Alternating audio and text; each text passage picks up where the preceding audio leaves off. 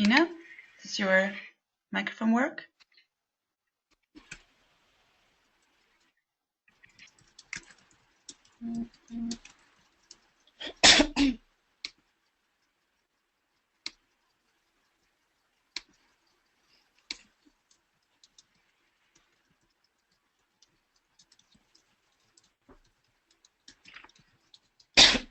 Yeah?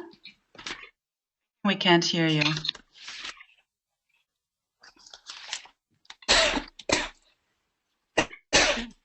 You might have to take off your headphones. We can't hear you. Oh, can you hear me now? Yes, not good. Hello? Hello? Good, we can hear you. How about now? Is it working? Yes, go ahead. Oh, okay, perfect. So, hello, good time of day, everyone. Thank you for joining us. My name is Ina Michaeli. I'm a coordinator at the Women Human Rights Defenders Program at AWID. And with this webinar, we are opening an online discussion on self and collective care, well-being and sustainable activism, which will take place in a written format for this whole week. And so we warmly invite you to join the discussion also after this webinar using the Discuss page on AWID Forum website.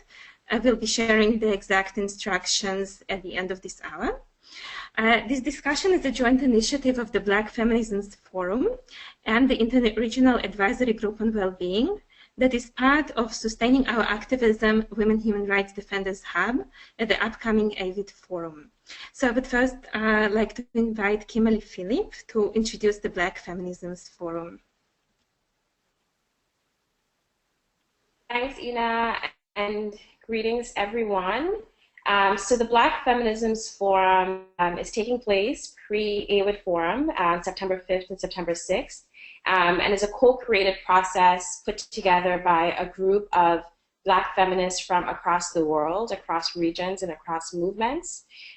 So we have a Black Feminisms working group in addition to a lot of partners that we've been working with. And so we're really excited to join with the Women's Human Rights Defenders team and the advisory group on well-being, because it's really critical for us to make those intersections across identities, across regions, and to really think about what collective well-being and healing justice looks like. So thank you, and we look forward to engaging with you.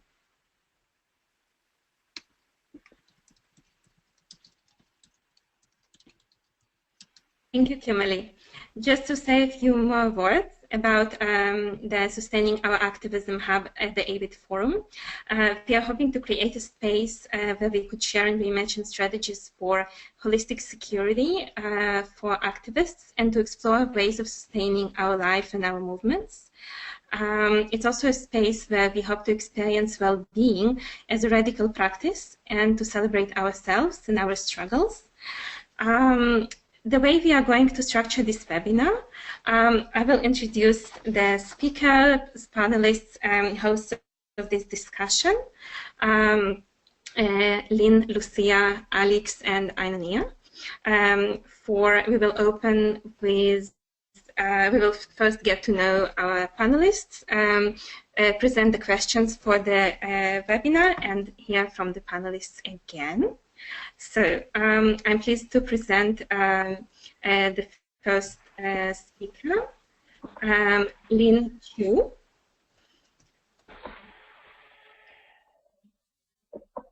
I'm sorry. Hello, can you hear me? Lynn, yes. Oh. Yeah, you want me to? I went out for a while. My thing just got disconnected. Do you want me to introduce myself? No? Yes, please. Yeah. Okay. Yeah. Okay. I'll put on my webcam also. I don't know why it just got blank and went out, and I had to restart. I'm sorry. Yeah, that was all wrong again. Anyway, I'm Lynn Chu, and I'm from the Institute for Women's Empowerment, which is a very, very small organization. And it was based in Hong Kong, but now we're moving to Indonesia. We've done most of our work in Indonesia. And what we have done in the last 4 years was really working on feminist leadership, trying to see how that could be transformative and sustainable. And what we had learned in this process with our partners was that one missing element of what had been our leadership capacity building is actually this element of self-reflexivity, trying to live mindfully, trying to take care of ourselves, being mindful of how we do our work, in our organizations and also for ourselves personally. But that's basically what we have been doing, and I've been involved in doing this, trying to get some, something systematic that we could do with our partners for about 8 years, maybe. Okay. Thank you very much, Lynn. It's a pleasure. And I'm pleased to introduce our second participant who is not using the video, but we're looking forward to hearing you, Lucia. Lucia is a feminist activist and as a human rights lawyer, works on labor rights issues and women workers' rights. And she's taking up issues of political detainees, refugees, migrants. And her work spans Malaysia, UK, and globally through the Committee for Asian Women based in Bangkok. Lucy is also a practitioner in various healing therapies, including Reiki and Jinshin Jitsu, and continues to provide treatments and self-help workshops to women workers and activists. Lucia, can you hear us? Can you hear? Oh, yes, I can hear now. Yes, I can. Wonderful. For a while, I had lost all connection with you. I just caught about 2 minutes of you. So we are happy to hear from you about your engagement with self-care and collective well-being and why you find it important. Say that again? We are starting with a quick round of the importance of self-care and collective well-being and sustainable activism for you. Is it for me to speak now? Yes, oh, please. Oh, sorry, because I didn't. I've just joined you. It looks like. Well, because I've just kind of joined in, I'm kind of a bit stuck down here. I think the whole idea of self-care is important simply because being involved in anything political definitely means also taking care of yourself. You are political, the personal is political, and any kind of self-care and healing and attention to the body and the spiritual dimension, all of this is a part of our struggle, and that's something that Angela Davis has said, and also Audre Lorde. And I think sometimes we forget that, and we forget the struggle, that all of us collectively are part of the struggle, and so for me that is important. I've come from a place where I've worked with labor rights. I'm a labor rights activist, and we work on, and I've done work with domestic workers, trafficked women, migrant workers, informal sector workers, and the work with them and seeing their struggle and working with all their traumas and personal issues is my political struggle. So I make that connection very much. Maybe at a later point in the discussion, I could go more about why and how I have made this, what I've done to make the political and the personal and the well-being as an important aspect of a struggle as a human rights activist. Thanks. Thank you very much, Lucia. I'm pleased also to introduce Ainania Ayodele. Ainania is a feminist spiritual activist, a leadership development trainer, ancient wisdom teacher, and life coach who is on a mission to support women worldwide in remembering their power. Ainania is the founder and managing director of Sacred Women International, an organization that inspires individuals to remember and reclaim their power, so as to create sustainable changes in their lives and to influence economic, social, and political changes in their families, communities, and the world. And a pleasure to have you with us. Would you like to share a bit about the importance of self-care and collective well-being from your perspective? Absolutely. Thank you so much for having me on this forum. This is a very, very valuable conversation. We have been doing self-care work specifically around women who lead and activists, because often we forget ourselves. We take such good care of everyone else, and then we do not take care of ourselves. And the truth is that we cannot give fully to others. We cannot be taking care of others from an empty cup, and that's where I start from. How do we create sustainability and resilience in our movements when we ourselves are not well, when we ourselves are tired and burnt out and having physical and mental and emotional illness? So self-care for me is the beginning of the movement, because the movement begins with us. The movement begins with me. The movement begins with self. And so if I can't care for self, how do I possibly care for others? So I think it's critical. It's the step one. Thank you so much, Ainania. And I'm happy to introduce our fourth participant, Alex Miyoti Mukunambi. Alex is an activist, social innovator, a healer, and advocacy coordinator for Sacred Women International. Alex culminated as a sacred leader under the mentorship of Ainania's program within the Sacred Leaders Training. Alex has been raised and educated by diverse revolutionary communities of practice in Toronto and East Africa, and she's grounded in community education within the social justice movements for queer and trans rights and the Pan-African struggle for liberation. Hello, Alex. Hello, good morning, good day. Thank you so much. Again, it is such an honor to join you all on this fundamental, the issue of self-care and collective well-being. I feel is at the core, as everyone is sharing, at the core of sustaining our movements. And it came for me from this place of radical transformation and going back home. My grounding, as you shared, had been in working mostly within the LGBTQ communities. And when I went back home to Kenya 8 years ago, it was a time of radical shifts where I had to unlearn all of these strategies that I had been learning in the West, and in unlearning my first world privilege.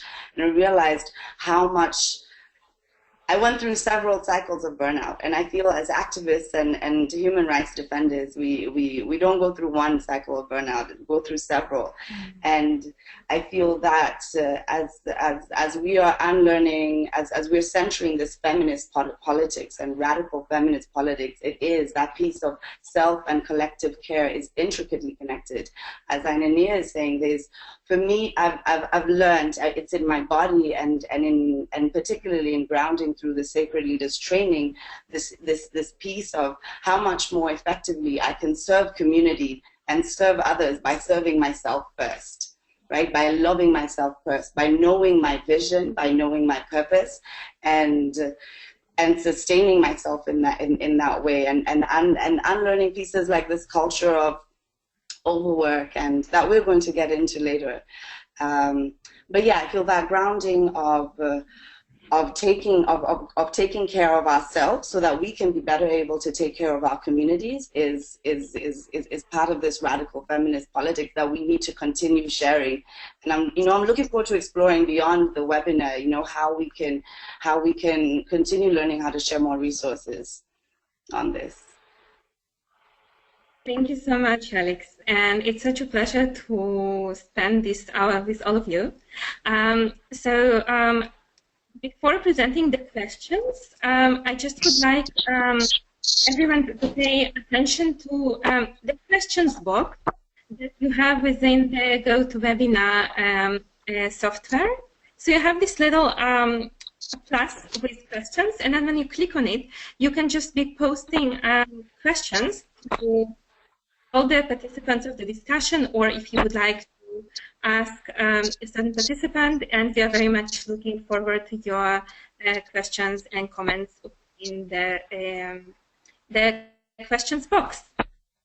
I would like to share my screen to present the main questions of our webinar. And I might need your patience here because this is the first time I'm operating this exciting software. So let me see if it works.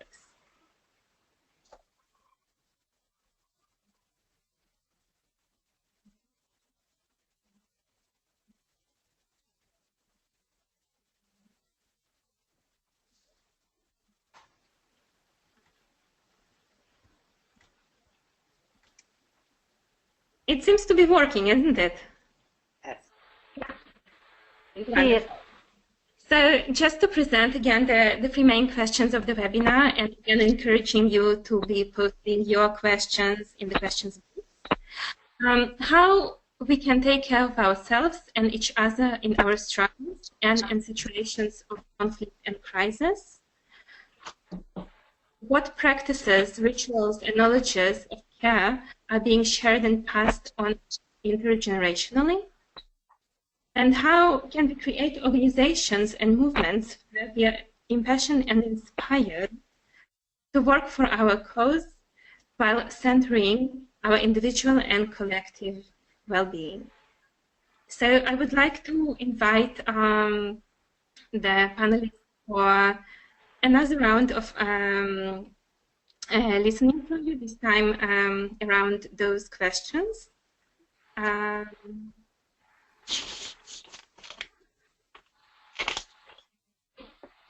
will do my best to stop sharing the screen once I manage to understand how it's doing. Yes, beautiful. So, Lynn, we are happy to hear from you. Yeah, there are the two questions of how, how do we do that? How do we take care of ourselves first? And the last one, because the second question of what are the practices, that would be very concrete and we could share all that, what we have been doing and what we could suggest new things. And the other one is how do we then also build our movements in a way that we can do our work with more passion and inspiration. I myself would like to, go back actually one step before we go to the how, that I think it is important for us, each one of us, and then collectively in our groups, to understand what is it we mean when we say taking care of ourselves, right?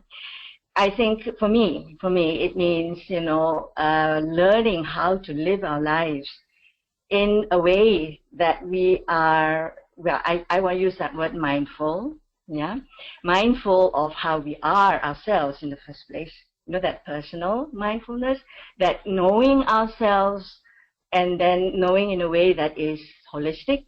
That means, how are we mentally, how are we physically, how are we spiritually, how are we in our relationships, and how are we in our emotions, how are we emotionally, how are we able to have control, to know ourselves in the first place, so that we know when we need some help, when we need more care in one or other place. And I think, in a way, if we manage to do that, and it's a process, it's for me the whole process, first of all, that we must understand there are so many ways that we can get to ourselves to learn, and that's, like we do meditation, or you can do yoga, or Lucia can speak a lot to that because she's really a practitioner and a healer in that way, and I'm not so much. I talk about organize more around it, but I do a little bit, but practicing ourselves, that process, that practice of knowing yourself and then say, okay, if that's where I need some more attention, could be physically, could be emotionally, I have to do it. I have to get to it, right? So that your well-being, that's what we said, not well-being, becomes holistic, in all these different dimensions. And for me, that process is in itself that taking care of ourselves, right? And when we do that, healing will come. That is a process of healing. That is a process of relating better to each other, to ourselves, first of all, to each other, and to the world at large. That we even can go and talk about how do we relate with our environments, how do we live really in a way that is really mindful of everything, all the resources that we have. So I think it's important for us to stop on that as well.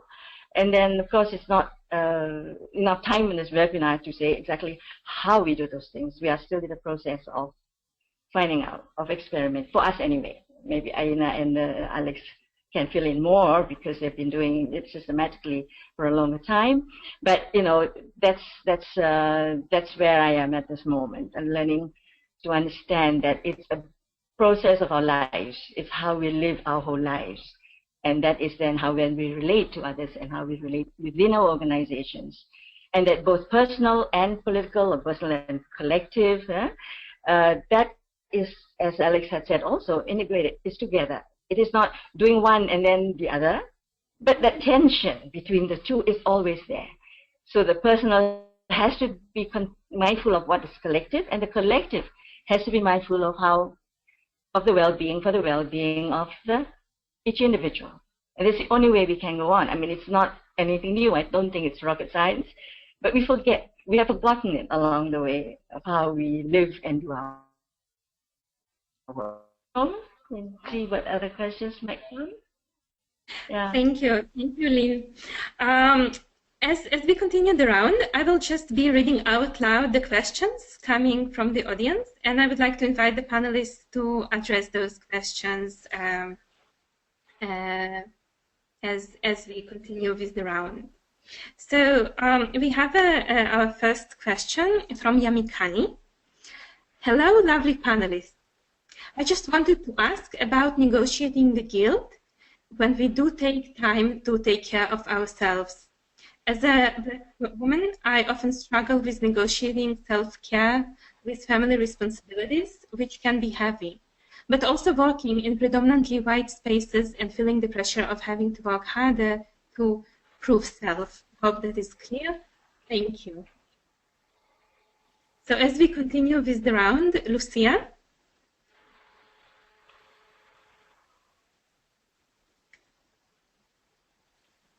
Lucia, are you there?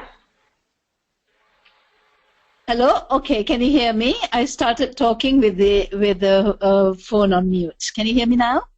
No worries. Happened to me too a few minutes ago. Yes, we can hear you well. Yes, I really appreciate that question about how do we negotiate the guilt,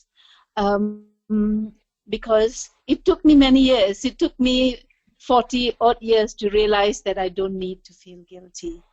That the patriarchal system has put us into a box that you have to be the super person, to be mother, to be, as now for me, to be grandmother, as well as to be with the choice that we have made to be out there, to be those defenders of what's happening for us as women.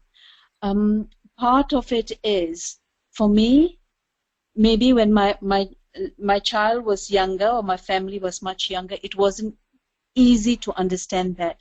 But being older, having involved my daughter in all the struggles that I've been, and finally listening to her and say, I love you, Mom, for what you're doing. You have made me. That has helped me dismiss the guilt and take away that guilt very much. So I appreciate that question, and I think we will live with the guilt. We have to negotiate, as you say, that guilt, and to listen to the children that we bring up, and to involve the children in what we are doing, and that we don't need to be superwomen. We don't need to be the cooks and the laundry women out there. We can do it outside in the field. I also want to look at the whole area of how we take care of ourselves. Again, taking care of ourselves doesn't come easy. We can take care of others, but we forget to take care of ourselves. But our mothers and our forebears have actually given us a whole culture of taking care. There is simple self-help things that we bring from our culture. The touch, the massage, and I think what I did was I took myself away for a long while from this forefront of the struggle to learn about how we can learn self-care skills to take care of ourselves. So I do things like Reiki and Jinsen Jitsu, which are self-help things, just simply holding parts of our body, and that itself is enough to take care of yourself. I appreciate what Lynn said about mindfulness. I think just one moment, 1 minute of just stepping back and saying, and breathing is about taking care of ourselves. Maybe I should stop there. Thank you. And give somebody else a chance to speak. Thank you so much, Lucia. Thank you. And I think at this point, right before Ainania speaks, I'm just going to read 2 questions from the audience. And Ainania, I think I'm doing it now as well because one of them is specifically addressed to you. So we have a question from Shazad, and Shazad asks, can you share some examples of how wellness and mental health strengthening has been integrated with economic development, micro-enterprise development, and our youth entrepreneurship? So that's the question from Shazad. And then the question from Anne is, what is the Sacred Leaders training that was mentioned? Can you please speak a bit more about that? So those are 2 questions from the audience, and now I'll let Ainania and then Alik speak. So I want to start with, I'm really grateful that both Lynn and Lucia talked about the what that self-care is, so I won't talk about that. But what I want to do is I want all of us who are on the line and is on the webcam to take a breath. Just in this moment, right where we are, let's take a deep breath in.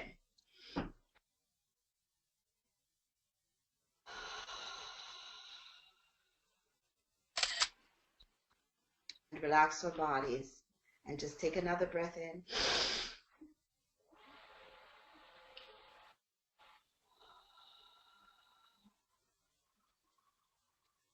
And finally, one more breath for all those who are not on the webinar with us.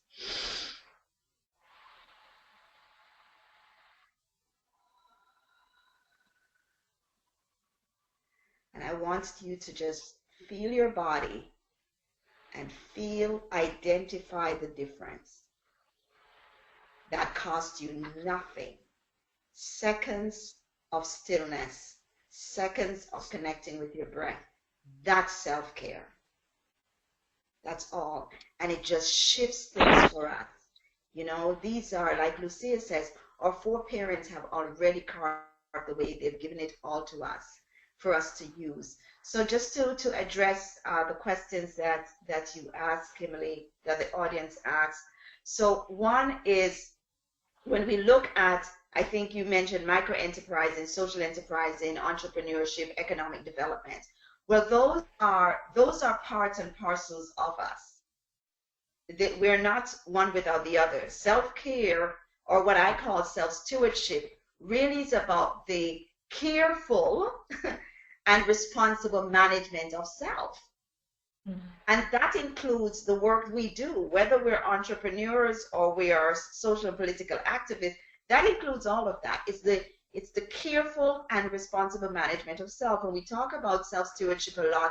When we talk about stewardship, we talk about money stewardship, but nobody ever talks about self-stewardship. It's the same principles. It's about setting clear boundaries in our lives. It's about honoring who we are. It's about understanding who we are and our worth. Somebody talked about guilt. Well, guilt comes from not feeling worthy that we deserve the things that we desire. And one of them is resting well, drinking water, taking a breath. Even in the midst of chaos, just stop. Everybody can wait. Knowing that we deserve to stop and take that breath so we can align ourselves. That could save us the high blood pressure that's about to go up. That could save us the reduction in our sugar level. That could save a lot. It's not just about what we eat. So just to quickly answer that question, it's an integrated approach. It's not self-care and then this whole thing over here that we work on. It's about, I'm doing my work, and in the middle of my day, one of the things I do in the middle of my day, my alarm goes off that says stop now and exercise. And that's not about going to the gym. It might be a walk. It might be a stretch. But I deserve that so that I can take care of others. The other question around, just so I'm mindful of the time, the other question around the Sacred Leadership Training Program is really, it's a program that we started in 2009. I won't use this webinar to talk a lot about it, except that it's a program that is designed for women who are leaders in business, in whatever their career is, leader in activism. And it's about exactly this, is going to self first, learning how to lead our own lives so that we can lead others. And I'll stop there and pass it on to our other panelists. Thank you, Ainania. And Elise, would you like to go now? Yeah, so, and I'll just speak more to that piece with the Sacred Leaders Training and the connections like Lucia had also shared about how this is not new, right? All these practices and even, you know, the connections with the Sacred Leaders Training is that this is all coming from our ancestors, and how when we're integrating this, it's a journey of a lifetime, right? So when these pieces, and particularly us as activists, as human rights defenders, that guilt, that one is huge. I'll still have guilt coming up, right? I'm just relearning how to release it quicker. And I feel part of the power of the grassroots movements is that we do this, right? We have this, part of what is so powerful is that we take care of ourselves and we hold each other so wonderfully, right? Part of even how I was able to sustain my activism in East Africa was through community, was through village. So this reclaiming of indigenous ways of knowing in a global context, right? Like this grounding of support networks, right? So yes, the house of these tools that we all have, these simple relearning breath, relearning yoga, relearning whatever, from whatever practice that you are drawn to, whatever that looks like for you, right? Like there are these toolkits that we have that we're building. And there's also this piece of, again, always really grounding it in village and being clear in clarifying boundaries about who is that person that you go to, who is your accountability partner. For example, I realized through my activism I'd always had that, right? We'd had accountability partners, but we didn't, a lot of the times we're so many things to each other, right? We're family and we're friends and we're lovers and our boundaries, right? And to even have this person, this listening person, for example, right? Because we take care of ourselves so wonderfully, right? And none of this is new. So that is what is so beautiful, is knowing that whatever it is, this journey of us learning how to take care of ourselves and each other is integrating this piece of compassion and being gentle with ourselves, right? Like we are these pieces like guilt and shame and not feeling worthy. That all comes up, right? But at the core for all of us, it is really like, what are we here? What is our purpose, right? What is our vision, right? And once we're clear for that for ourselves, that's what else can we do? As long as we're here fulfilling our mission, then and doing what it is that brings us joy, that is beautiful. Everything else just keeps on coming. You know, there's that piece of synergy. When you are on the right path, everything becomes simpler and gentler. Thank you so much, Alex. I'll be adding a couple of more questions from the audience to the discussion. We have a request for information from Alexander. Thank you for this topic. Can you recommend some special camps or communities in Europe and in the US for recreation for activists? Maybe some websites with such information. So I would like to suggest, Alexander, if you would be willing to post this question in the eDiscussion afterwards, it would also give an opportunity to everybody else to throw in ideas and suggestions and links and recommendations. I'm sure it would be helpful for many. and reading a couple of questions. A question from Deepa. How can we learn to prioritize self over deadlines? I feel relieved after meeting a deadline. I feel I have accomplished something after finishing a task. That feeling of relief and accomplishment doesn't happen to me every time I practice self-care. So I don't feel motivated enough or hungry enough to practice it, unlike finishing the work. How do I address this problem? Or am I the only one? So we can continue this round, but let's see if any of the panelists would like to jump on this question. Meanwhile, I can say, no, you're not the only one. Yeah.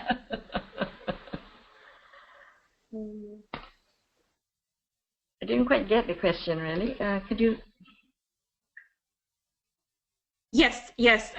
So I'll repeat it. The question was, how can we learn to prioritize self-care over deadlines?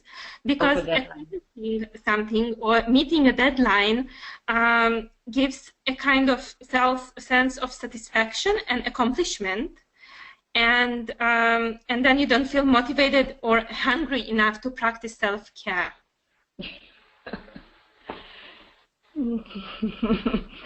Yeah.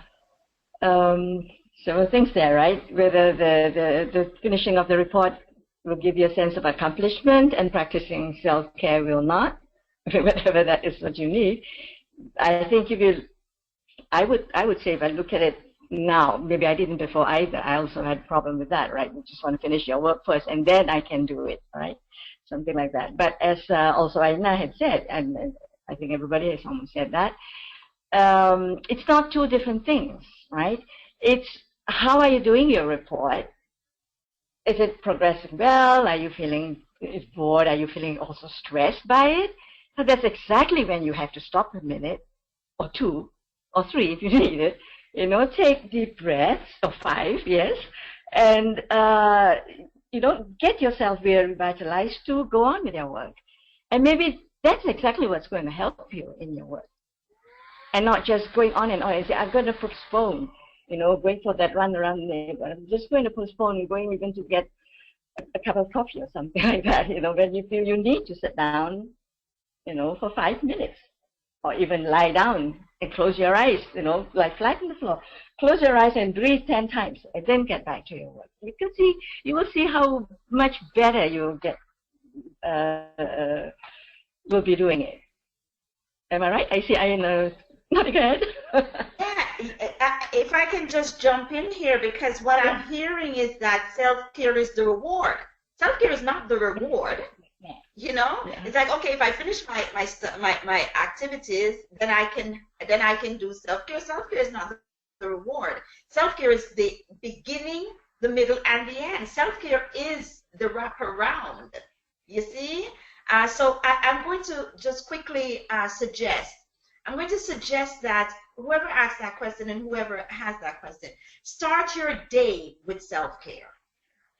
Start your day with taking that time for yourself, whether it's just to breathe or stretch or read or feed your mind. Start your day with taking care of yourself.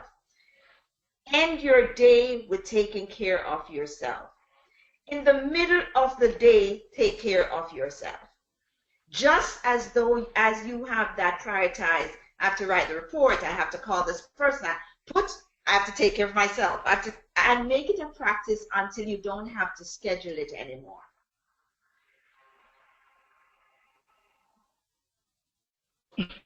Can I also come here? Absolutely. Well, if we have done a report and it gives you such good feeling, wonderful. But how much have you stressed to get to that point? I think that's also part of it. When we talk about self-care, it is how do we preserve ourselves? How do we keep ourselves in the field of working and being human rights defenders longer? How much longer can we be activists? Or do we shorten that lifetime? I think that's my very big concern. So, and that is what this whole webinar is about. And so how do we contain the stress? Stress can't go away, but how do we contain it? How do we make that, how do we balance that? And sometimes even to just hug this child that is coming to say, good night, mommy, is a moment taken away from writing that report. For me, another thing that I do is I have on my screen a bell that rings. And every time that rings, I may not stop with typing away, but it just gives me a moment inside me to say, ah, that bell rings for me, or that singing bowl rings for me. And that's enough. And then you come back and you have actually created the beginning of a space to deal with taking care of yourself. Self-care, apart from stress, is also valuing yourself as a person. And it's visible. It's how you present that person to yourself and to the outside world. So are you quiet? How can you become a little bit more quiet? These are some of the things and the methods you do that is out there. So many different methods to do that. So for me, it is two things. One is the work we do is stressful. And in that process of a day, as Aina has said, how do we build in very, very, very small spaces of seconds or minutes to give ourselves time to de-stress or deal with that stress so that we prolong the space and time and years and duration to give to activism. For me, that's the basics, and I'm sure we all could do that. Thanks.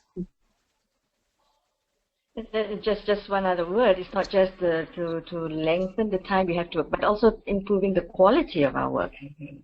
Yes. You know, just for that those moments of attention that we give to ourselves. The word self-care seems to be, okay, how do I take care of myself? But it's like just a few moments of coming back to yourself, you know, of thinking, okay, here I am, I'm doing this, you know, and doing it then a bit more mindfully. That will really improve the quality of what you're doing as well as yourself. Yeah. And that piece of balance, right? And really balancing that with how that piece I feel is so, and it was shared in the concept note as well, is so endemic to activist work cultures. This piece of overwork and getting joy. I used to get joys from reports and things like that, you know? This misplaced priorities, not misplaced, but again, the piece of balancing that, like really in terms of looking at it for the long term and asking how are we sharing these strategies among our movements, because this is going on after we are. This is again in how it is about us and not about us, because we you know, we're talking about movement building and thriving, right? And so we really need to. There's so much work in undoing that piece of just prioritizing work and putting self-care as work. When it's all, balance is everything. Amazing. Thank you, panelists. And I just wanted to say thank you to the audience. We have a ton of really great questions. And we worry that we won't be able to get through all of them within the hour. And so we were wondering, one panelist, if you would be able to hang on an additional 15 minutes. And for folks in the audience, if you can, great, and if you can't, no worries. And also, we just want to remind everyone that we do have the eDiscussion that's going to be put in place over the course of the next few days. So any questions that were not answered here, please take those to the eDiscussion. Okay, so I'm going to read 2 more questions and a comment from the audience and allow the panelists to intervene. And also, mindful of time, maybe 1 or 2 panelists can address it, and then we can try to get through the other questions. Okay. So we have a question from Francois. And Francois asked, what do the panelists think about sex in relation to self-care? And the next question, and then I'll read the comment. The next question is from Hand, and I hope I'm pronouncing your name right. Han says, hello, appreciate you all. What is your everyday practice in communicating with each other, let's say at work, at home? How do you take care of yourselves in any daily conversation? And then the comment that we have from Sandra is, we are busy, okay, we're extra busy. Some of us, we simply live life fast-forward, errands, projects, meetings, hobbies. Everything seems to be squeezed in. Turns out not that difficult, that we do not enjoy what we are doing because we're thinking about what is next and worrying about what we have left behind undone.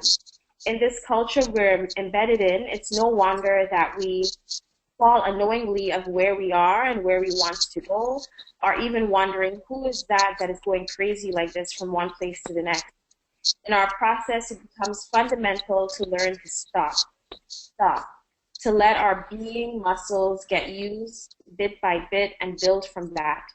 For us to wander with no time, no space, no sense of inner calmness, how we are to find clarity into what is next for us and how to move forward towards that which matters the most to us. So that was a comment and 2 questions, and I'll allow the panelists to jump in. Would you mind reading that again, please? The 2 questions? It was a lot. That was a lot, yes. It was. So I'll read the 2 questions. Question. The first question is, what do the panelists think about sex in relation to self-care? About what? What do the panelists think about sex in relation to self-care? Did you get that, Lucia? Sex or sex? Sex. Oh, okay. Fantastic. Yeah. And then the other question is, what is your everyday practice in communicating with each other? Say, let's say at work, at home, how do you take care of yourselves in any daily conversation?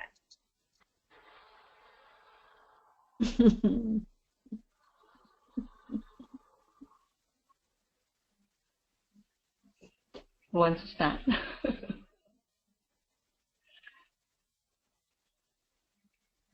Well, if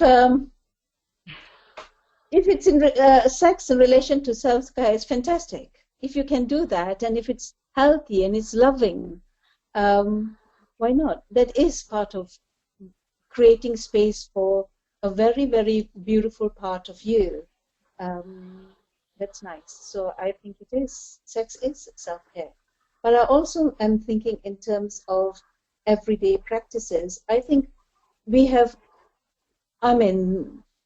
fantastic amounts of self-care practices. It's just impossible to mention it here. But if somebody's asking me what I would do in terms of everyday practice, one of it Aina mentioned, how you get up and so on.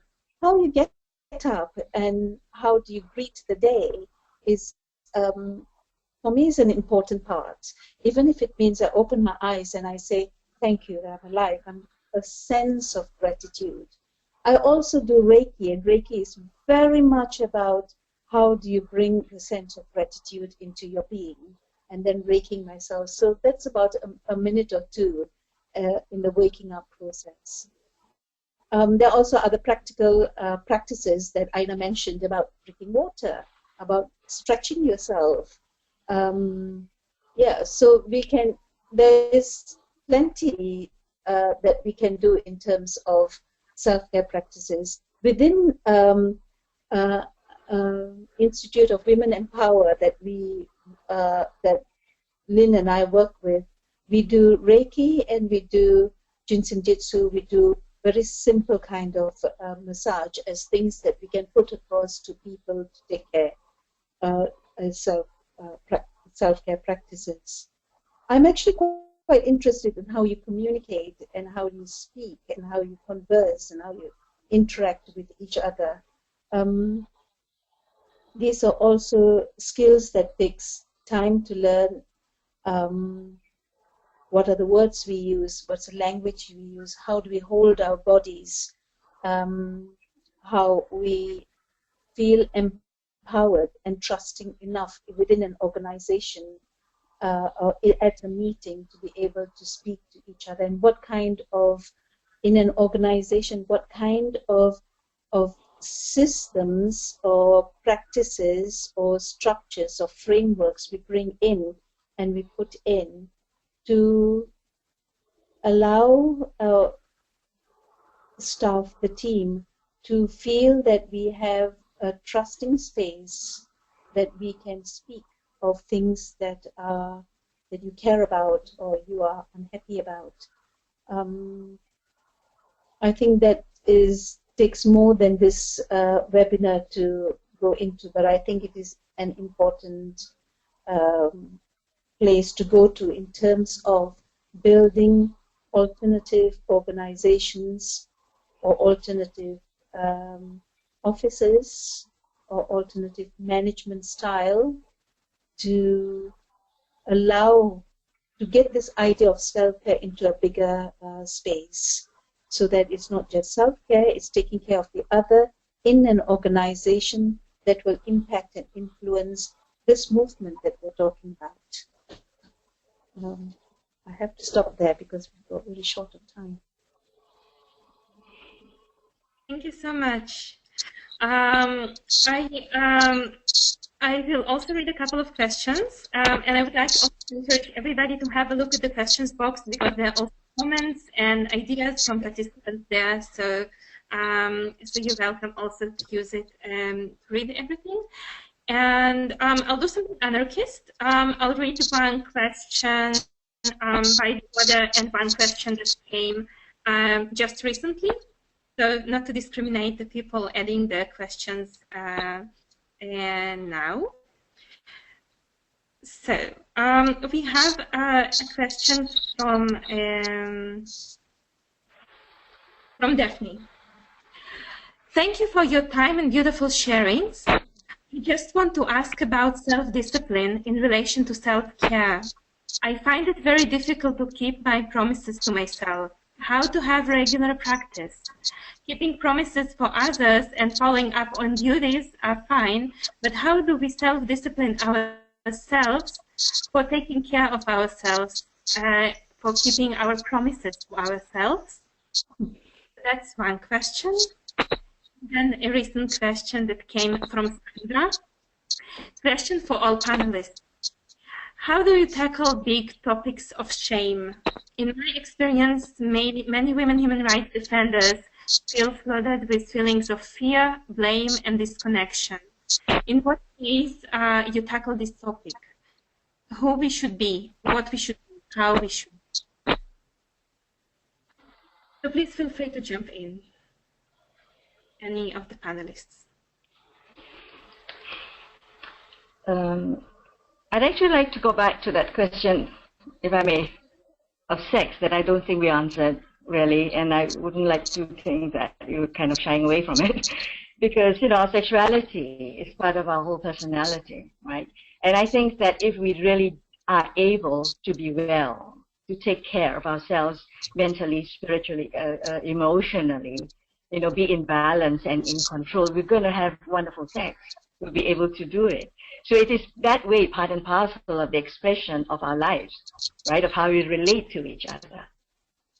Specifically in this, in a special, even in a special sexual relationship, it's always that, is to yourself as well as to your partner, or yeah, however you do it. But really, I think it is also part of and parcel of that being well, that you're able to do it in a balanced and a manner that is fulfilling, pleasurable, and joyful.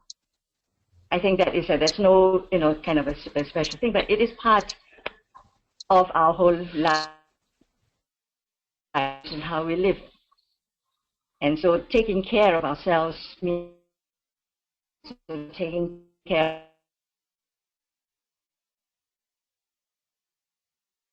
of able to. It seems that there's a problem with the connection. Bill,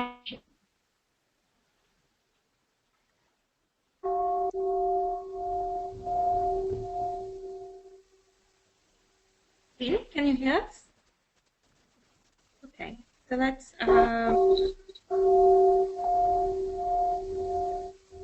So maybe until Lynn gets the connection back, any of the other panelists would like to answer the question.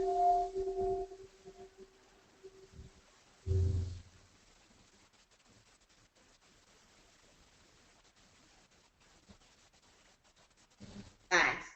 Can you hear me now? Yes. Yes, I wanted to, there's some quick ways to build discipline. And of course, discipline can be an 8-hour workshop. But I want to, the way that I teach discipline is that we start with something small. Start with something small that you're going to commit to every day. Because discipline is about doing the same thing at the same time all the time.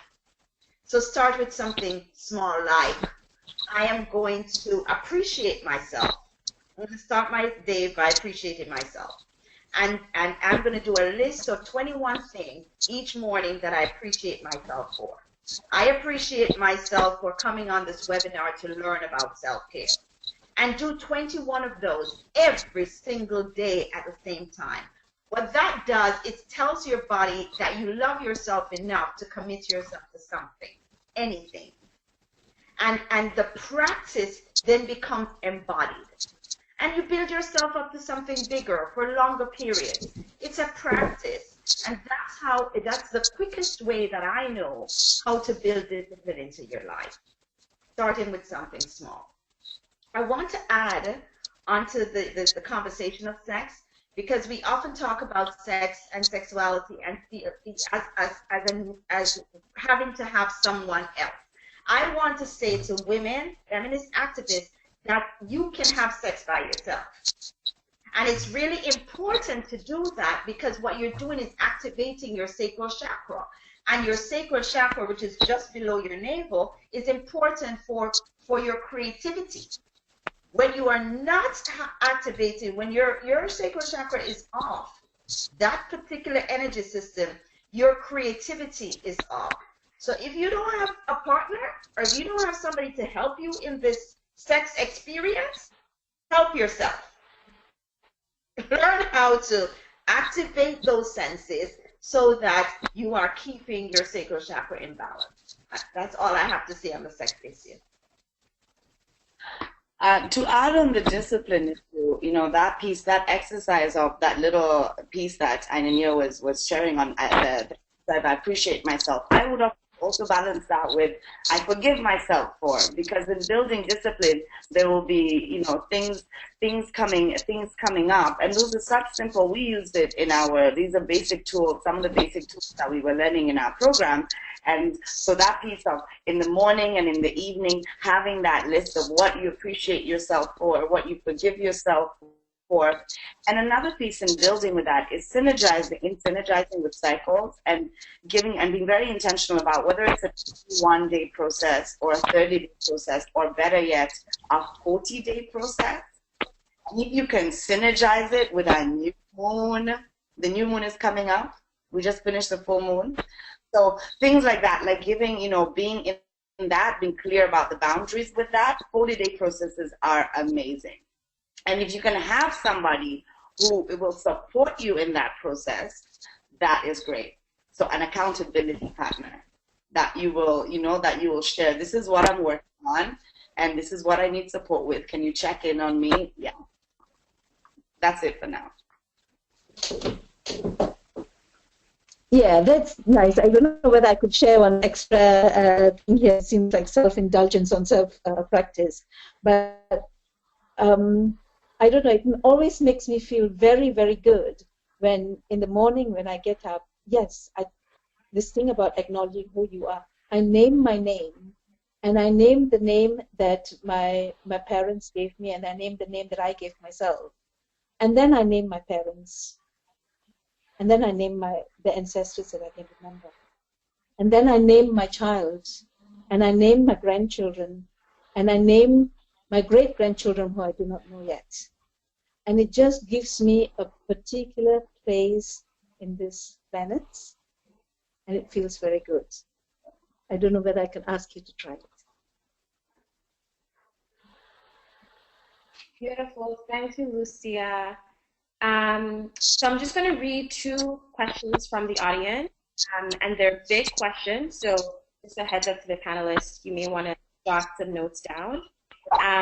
So the first question is from Kaylee, and Kaylee says, "Hi panelists, I am struggling to figure out how to work in an industry where we work on important issues such as gender, violence, etc. But the organizations that we work for may be discriminatory and perpetuate some of these problems themselves. I'm specifically talking about working in the humanitarian field, where we focus on issues like protection and have to deal with mass problems of sexual harassment and sexual violence within our own organizations in the field. Do you have any advice from your own careers on how you've dealt with similar sorts of issues?" So that's the first question from Kelly. Then we have a question from Simone Gill. And Simone Gill asks, "Where can grassroots women learn self-care skills from?" I'm saying this because a lot of grassroots women from the movements that we are working with do not have the privilege of being part of the meetings, conferences, trainings, where these things are talked about. How can we involve them because they also need self-care? How can they access information on self-care? I think we're supposed to take care of each other. So those are the 2 questions.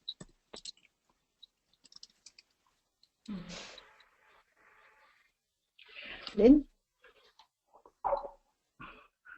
I'd like to answer the second one first about working with the grassroots. Is what we have been trying to do in the last 4 years that we have been working in Indonesia. We worked with domestic workers and home-based workers, women porters, as well as with activists in the cities, you know, working against fundamentalisms and with Islamic teachers and so on. So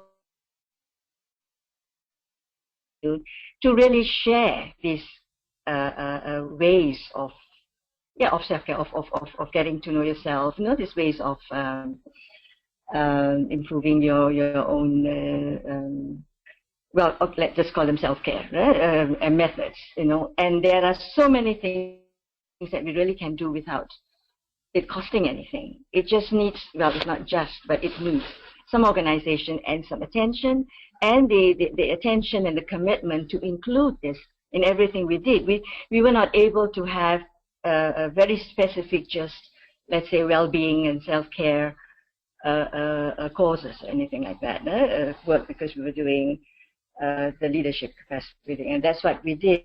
We integrated it into that. Every time we had a workshop or anything like that, we would start with, you know, certain exercises and rituals, and explain why that was important and why that's necessary.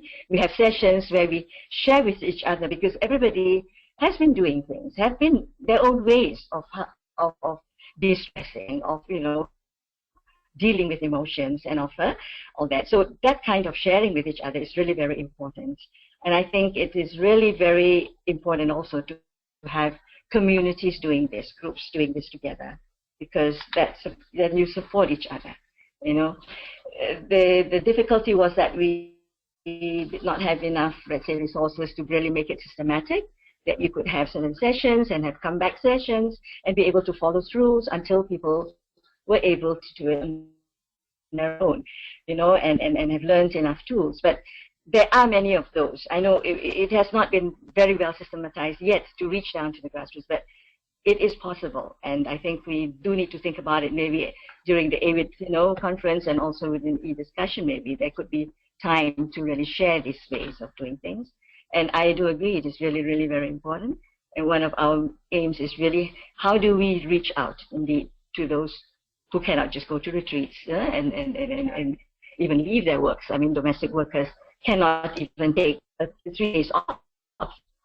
They just lose the 3 days salary, you know, wages, things like that. Not only them, but also other workers just can't afford that. But you have to learn, as you said, these means of doing it while you are working.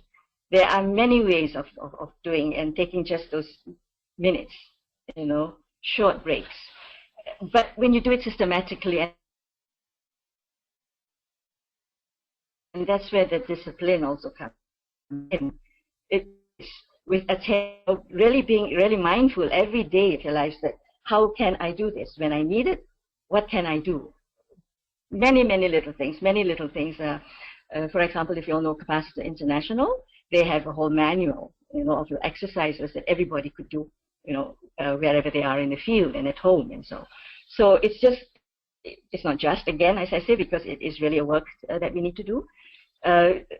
Make that effort to bring it out, to reach out in a systematic way. I mean, we still don't know really exactly how, but it's one of our goals.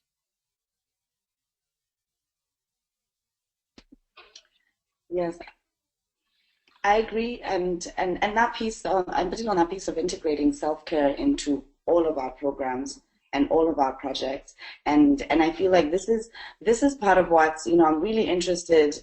I know that the Black Feminist Forum and AWID Forum has that's why I'm so grateful them putting this grounding of these are some of the questions for in terms of the spaces between, and particularly the follow-up is us now building the systematic approach to sharing, to deepening intentionality with how we're sharing these skills and resources within the grassroots, right? Because this issue of accessibility is huge. I mean, this is where we have a commitment as sacred women to grounding this, this collaborative approach, because it's not really about it can't be any one organization, right? And so I'm interested. I feel that there's so many questions there. I feel it's beyond the hows and the particular pieces. Is particularly that commitment afterwards to grounding, to deepening our collaborative work. Right, whether going beyond, whether it's sharing resources online to have that, I feel AWID is such a powerful platform for that. But particularly, for the short term, whether within the next 1 to 3 years, this piece of self-care within the grassroots and recentering that, really grounding that is fundamental, because we're times. So we have a commitment as sacred women, and I really appreciate the commitment that the Black Feminist Forum and AWID has put, and I'd love to explore how we can leverage these platforms and continue this. Definitely continue this through the week and afterwards. Thank you so much, Elise. We are coming to the end of our time and even of our extended time. Thinking of this webinar, it was considered as a kick-off for the week-long discussion, and I think we have succeeded in keeping this discussion off so much that I'm feeling very strange to bringing it to an end. I would like to invite everybody to continue the discussion online. So before we do, no, maybe I will do it at the end. So I would like to invite all the panelists for a closing round of your closing comments. I also would like to invite you to reflect both on the questions coming from the participants and the initial questions of the discussion of the webinar. We had some questions now from the participants specifically on the third question on building organizations and movements, where we are inspired to work, to do our work while centering self-care and collective well-being. So if you would like to reflect specifically on that, that would be amazing. And I suggest we do the closing round in the same order as the opening round, if that's okay. So would you like to start, Lynn?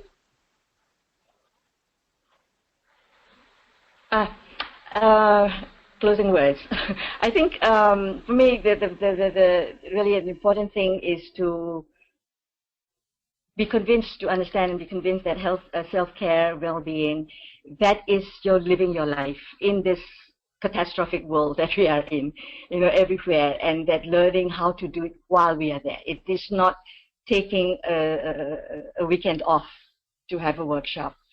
It is learning the ways, the skills to do that, to take care of yourself, to be well while you are doing the work, while you are in the field, while you are in that organization. Indeed, I think we have to come back to that question during AWID, you know, in that organization that is committing the very same things we are fighting against. We do need to learn how to do that. First of all, to sustain ourselves within those organizations if we want to stay there, and then how can we change it, right? So I think that's a very, very deep question that we need to do. I think that's my closing word. Anybody else? Thank you so much, Lynn. Lucia?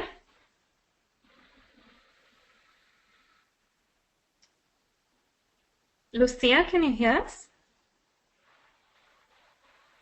No, just gone. Okay. I hope she will reconnect soon.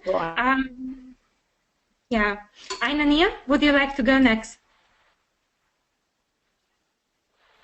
Oh, you have to unmute yourself here.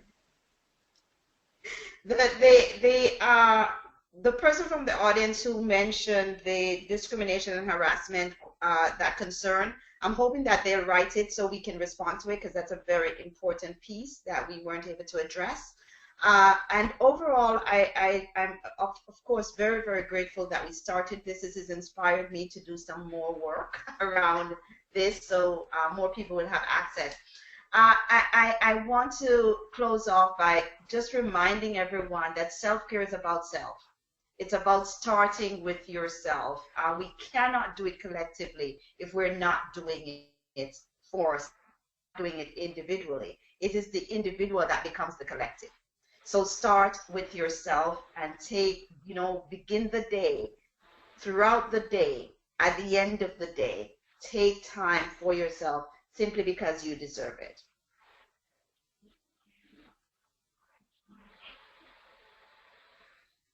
That's it. Thank you so much. Thank you. Thank you, Ainania. Alex, would you like to go next? Yes, you are worthy of self-care. You are deserving of it, and I feel, yeah, everything that we've all shared. I'm also so inspired and so grateful for this space and the follow-up, because there's just so much to see, just the right people coming together at the right time. And this piece of Ubuntu, of, like, as we've all been saying, this self and collective care. I am, because we are. I feel is at the core of us. With us working on not just surviving, going beyond that scarcity complex of thriving is at the core of our movement building and of intersectional solidarity. I will also follow up on that other question. I know there's a few big questions, and we'll follow up afterwards with particularly addressing discrimination within our organizations. And yes. Thank you so much for all of this, for this relearning that you're offering with all that you're sharing. Thank you so much, Alex, and thank you so much to all the panelists for this amazing conversation, and thank you also to the participants for all your questions that created this discussion and kept it going. I would like quickly to share my screen and to show how you join the eDiscussion. So basically you can log on any day of the week, whenever you have a few minutes, to read through questions, to add your thoughts and feelings and ideas. Also, we would like to do our best and find a way to put the questions that we were not able to address in this hour, to have it there. So if for some reason you don't want us to reprint your question, or if you don't want your name there, would you please just write it again here in the question box? And now let's see how I share the screen.